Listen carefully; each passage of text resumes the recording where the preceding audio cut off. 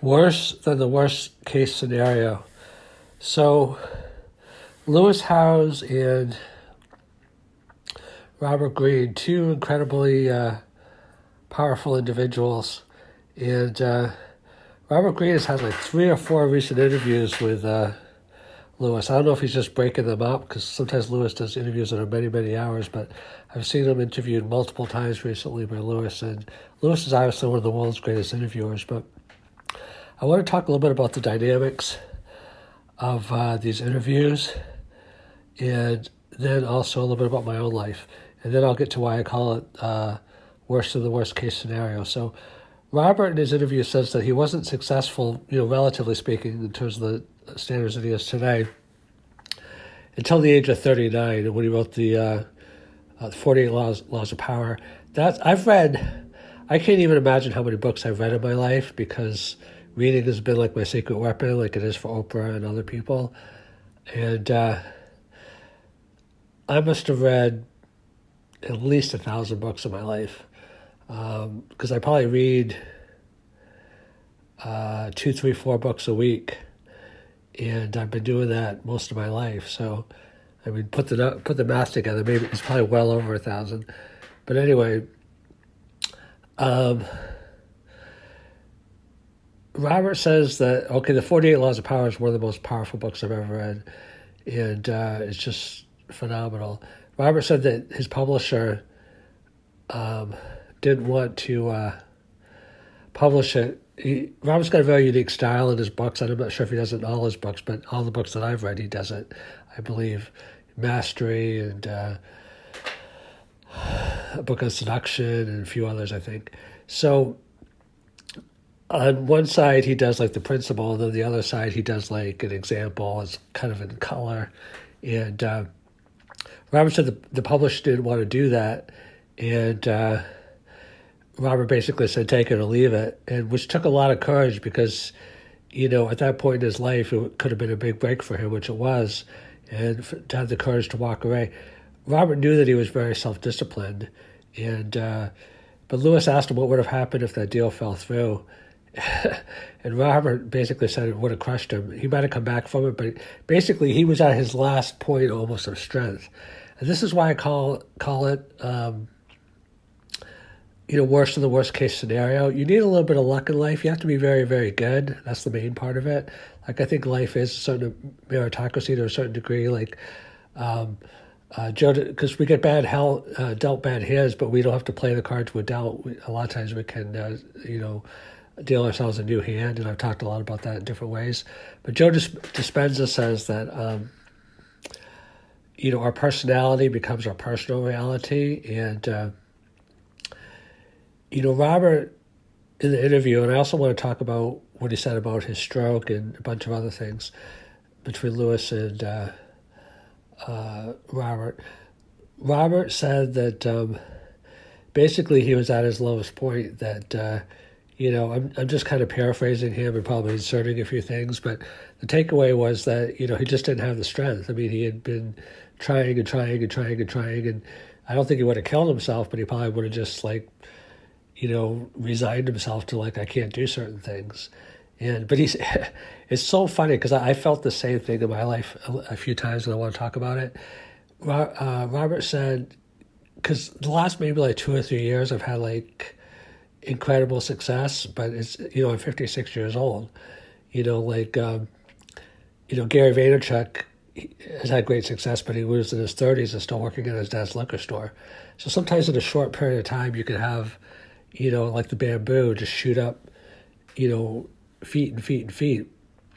So Robert said that basically that he had this inner voice that believed that he could do it, but the voice was going down to a whisper, and then a faint whisper. It probably would have been 100% extinguished, but it would have been 99.9% extinguished if things just didn't keep working out, especially at that point, because he had tried so many things. And Lewis, I think, is a little bit different story, because Lewis, and I think there's a lot of reasons for this, Lewis has kind of picked up on things quickly. maybe by his standards, not quickly because he was a pro athlete that he had to try this and try that.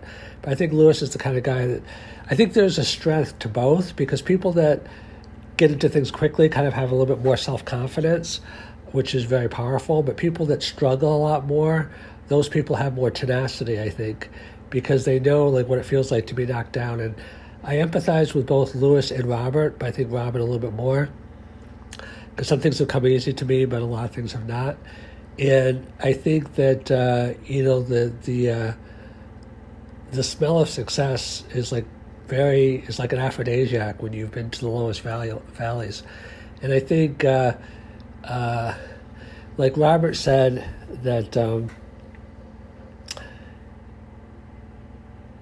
he felt like he felt like giving up, but obviously he didn't. I want to talk a little bit about, there's a few more things I want to say about that, but I don't want to make this too long, and I want to talk a little bit about his stroke. Because that was a really powerful and heartfelt episode. I think Robert, to his strength, is a very genuine and authentic person. Like, he doesn't sugarcoat things. Like, I first wanted to say, and tie this to the title of this podcast in terms of like worst of the worst case scenario. I've always been a person that believes, and I think it's 100% true, maybe 99% true. Hope for the best, but expect the best, but plan for the worst. However that saying goes. Plan for the best, but I forget exactly how it goes. But you know what it is, and that is true, because an optimistic attitude in life gets you so far. Like, they've done studies that people that are pessimistic are actually more realistic. But to do great things, you have to like be totally oblivious to all the obstacles and pain that's going to come into your life, because there's a lot of pain to do great things. Like Gary Vaynerchuk says, like eating broken glass every day. Actually, someone else said that. Gary Vaynerchuk said being an entrepreneur is like being punched in the face every day.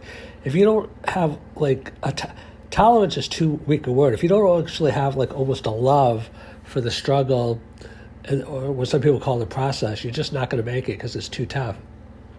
But I can think of 3 times in my life where I had planned for the worst, and the worst was worse than I planned for. That is, I'm not going to swear, even though there's nothing wrong with it. That's an effing shock, F-I-N-G, because you always think, okay, if this happens, I'll do this. If this happens, I'll do that. If this happens, I'll do that.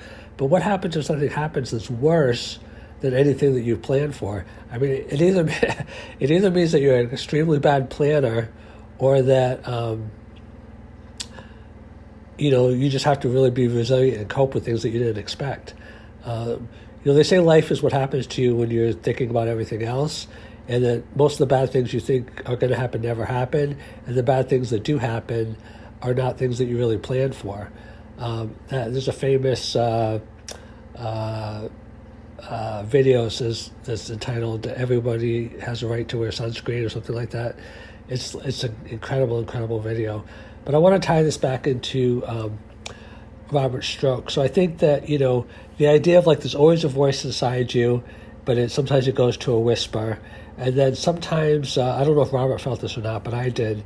Sometimes I've had like 3 episodes of my life that come to mind where things went worse than even what I would have expected, like in a really bad way. It depends what your standards are, but by my standards, in a fairly bad way. And, Robert, when he talked about the stroke, I was just feeling that,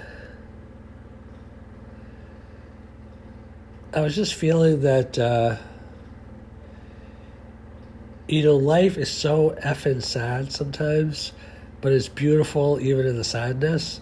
Let me try to unpack that a little bit. That we have a certain number of opportunities in life, but there's a famous saying that what got you here won't get you there. Like, there's certain insights that Lewis has, and there's certain insights that Robert has, but they're different. Like, the insights that Robert's going to have from his stroke and from his suffering, and I'm not saying Lewis has not ever suffered as well. Lewis actually had a very traumatic childhood, and I think, he's like totally. There's a story in the Bible that says that there's two characters that went through the fire.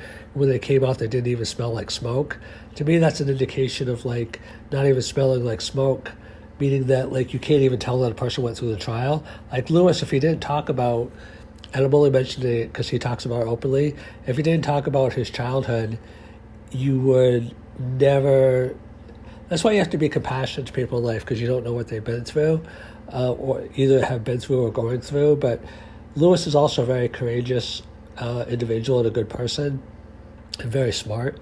But he doesn't even smell like smoke.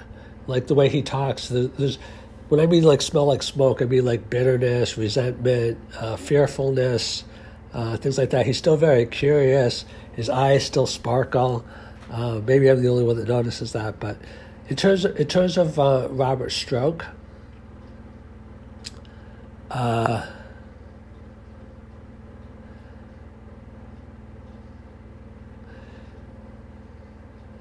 haven't had a stroke. I mean, I had some health problems for a period of my life, but I worked really hard on my health. Like, if you don't take care of your health, even if you do take care of your health, bad things can happen. But they say health is wealth.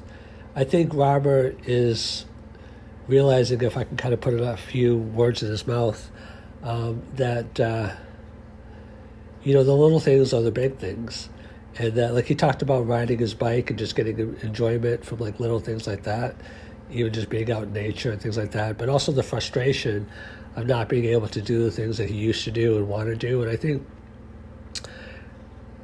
they say there's 2 points in life, 2 main points in life. When you're born and when you realize your why, like Simon Sinek talks about, your why, the power of why. But there's also another saying that says, I don't know if it's the same saying or different, but there's 2 points in life, like when you're born and when you realize your mortality. And it's like, for some reason, I've always been a person that is kind of like aware of my mortality. I don't know if most people think about it. I'm not obsessed with it because I think it's important, like Joe Dispenza says, and Ed Bynett and others, to be very future-oriented. People that live in the past, they live like, instead of living 20 years, they live 1 year 20 times, as the famous saying goes. But